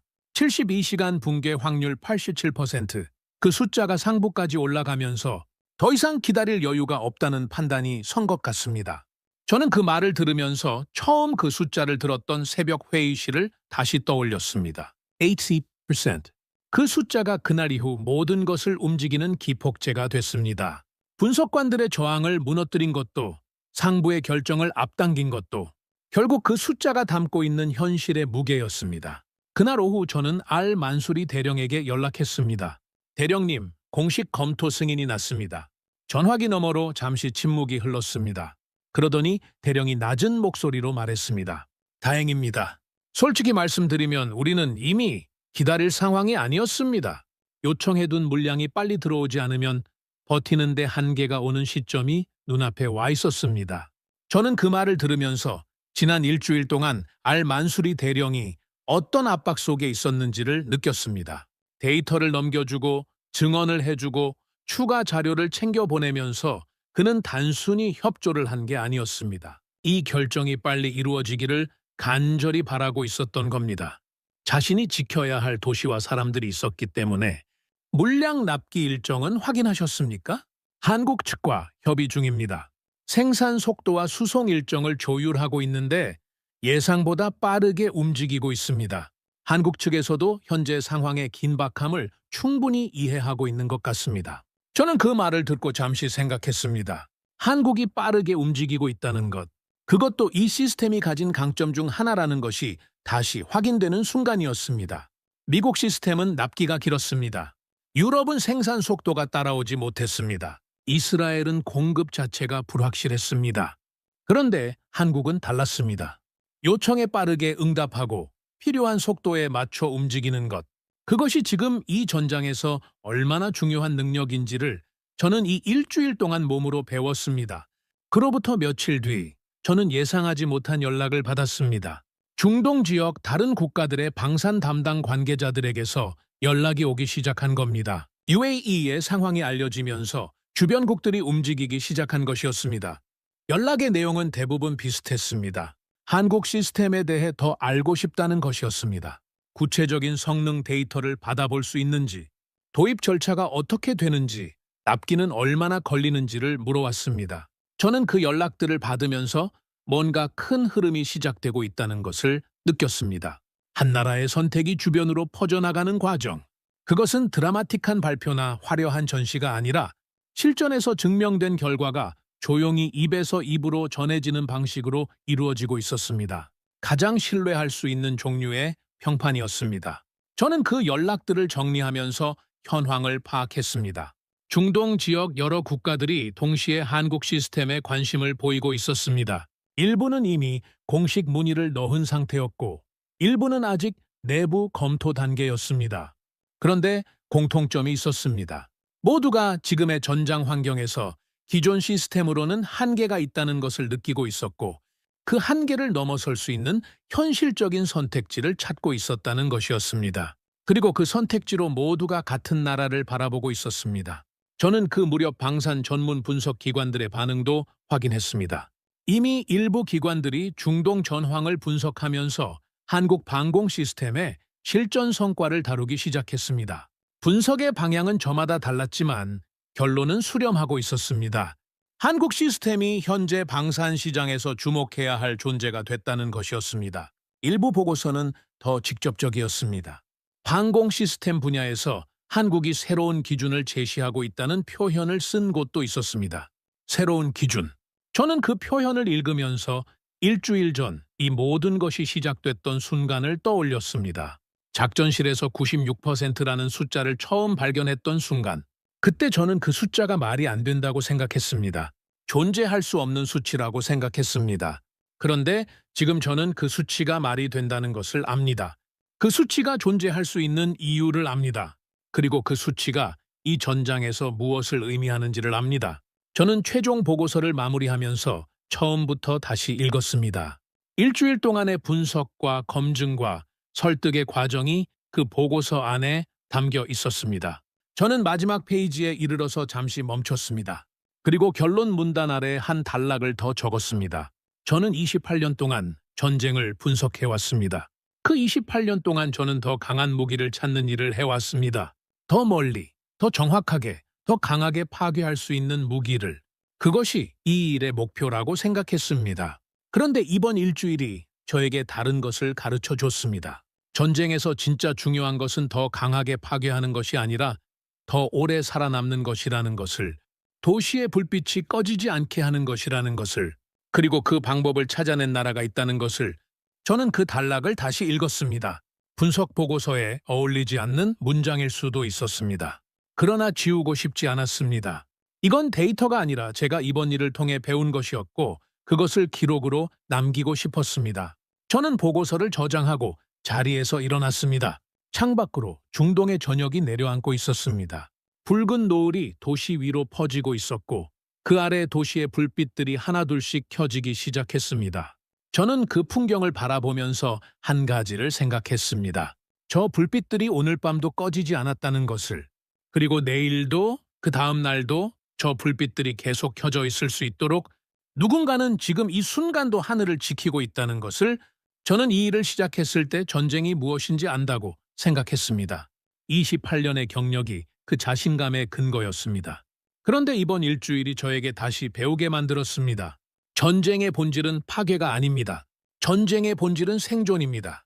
더 많이 부수는 쪽이 이기는 게 아니라 끝까지 살아남는 쪽이 이기는 겁니다. 저는 그 단순한 진리를 28년이 지나서야 제대로 이해했습니다. 핵은 도시를 무너뜨립니다. 한 발로 모든 것을 끝낼 수 있습니다. 그 파괴력 앞에서 아무것도 남지 않습니다. 그런데 한국의 방공망은 다른 일을 합니다. 날아오는 것을 막아서 도시가 계속 서 있게 만듭니다. 사람들이 계속 살아있게 만듭니다. 불빛이 꺼지지 않게 만듭니다. 그것이 핵보다 강한 이유입니다. 파괴하는 능력이 아니라 살아남게 하는 능력. 그것이 진짜 강함입니다. 우리는 공격을 연구했습니다. 한국은 생존을 완성했습니다.